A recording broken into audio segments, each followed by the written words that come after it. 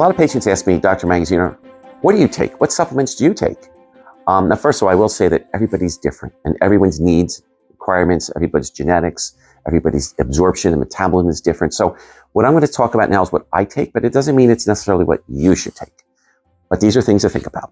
So I guess my top supplements might be vitamin C, first of all, is really important. I think it helps us, especially in the wintertime when we're exposed to more viruses and infectious agents. And of course, with all of us now concerned about the COVID infections, I do think C is a very important thing to take just for overall health and wellness.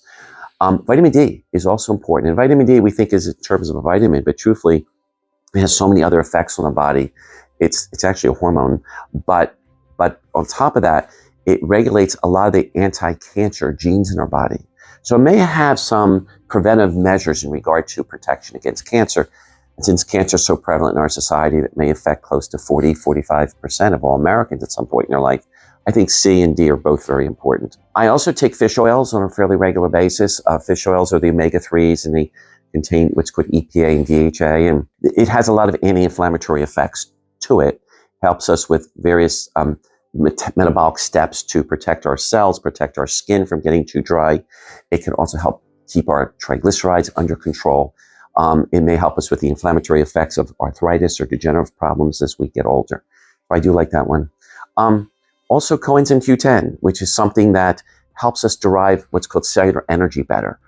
We make something in our cells called ATP for fuel and for energy. It stands for adenosine triphosphate. So taking extra CoQ10 may be beneficial because as we get older, these little things in our cells called mitochondria begin to become more dysfunctional. And we need these mitochondria to work well because they help us make more ATP. So I've been using more and more, it's called Coenzyme Q10 in my practice. I take it myself to help protect my mitochondria and to help my body make more ATP for energy and for fuel. I also like the herb called Curcumin. Curcumin is something that probably has more research behind it than any other herb out there. It's found in turmeric. It's a very, very good anti-inflammatory, and it also something that has protective effects against various chronic diseases. There's studies showing it may be beneficial to protect against cancer. In fact, a lot of my patients I place on it if they already have cancer, but it's a good preventive agent. You can also use it in your food, especially in the form of turmeric.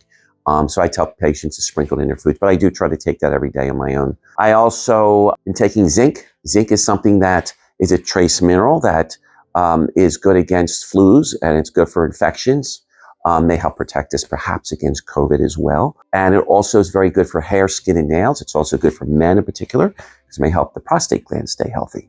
I take a variety of other things intermittently, so I won't discuss them right now, but I would say those are some of my key and main supplements that I take.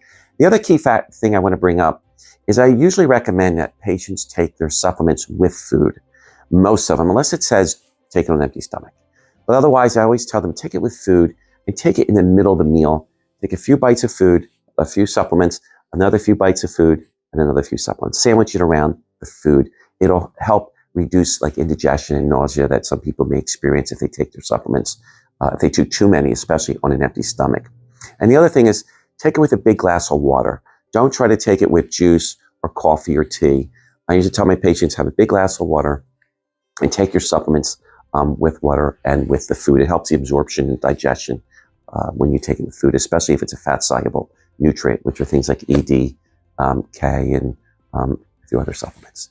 So that's kind of what I do right now, and I'm always changing too. I sometimes will add or subtract depending on various factors. So that's also a good thing to do sometimes, is to switch it up sometimes so your body doesn't get completely used to any one particular thing. But I think it keeps me fairly healthy, and I hope I'm healthy. And and I do think people need supplements because we do so many things in our diet that destroy our nutrients in our body. Plus, our food has become so devitalized over the years between the shipping and storage and a poor quality of our soil today and all the insecticides and pesticides that are sprayed on our soil and our farms. So we have to think, and there's medicines, many medications that have been found now to deplete the body of various nutrients. So I think there's a great demand for this in today's world. We're just not getting the proper nutrients from diet alone. Thanks for listening, and I hope this was helpful.